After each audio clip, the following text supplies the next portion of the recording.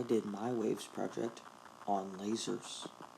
To make a laser, all you need to do is get a group of atoms and excite them so they are ready to emit light. Once one of the atoms spontaneously emits a photon, it will cause others around it to do so as well. In order to prevent the light from going crazy in all different directions, you put mirrors on either side of the atoms. That way, when a photon hits the mirror, it keeps on bouncing back and forth. As long as those photons pass by other atoms, those atoms will produce more photons, and if you keep those atoms excited, then they will keep on producing photons forever. Why does an atom produce a photon when another photon passes by? It's pretty simple actually.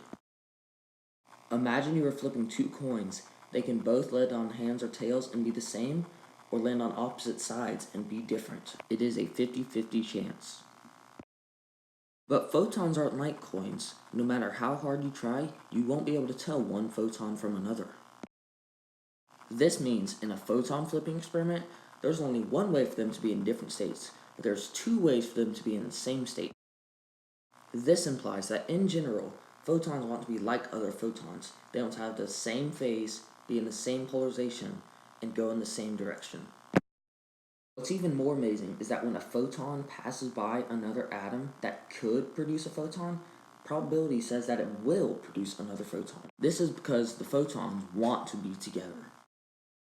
Now that you have all these photons together, flying back and forth between these two mirrors, all you need is a small hole. And out of this tiny gap in between these two mirrors, your laser beam will appear. Lasers also have many uses, ranging from the military using them to target objects, all the way down to medical professionals using them to perform surgeries.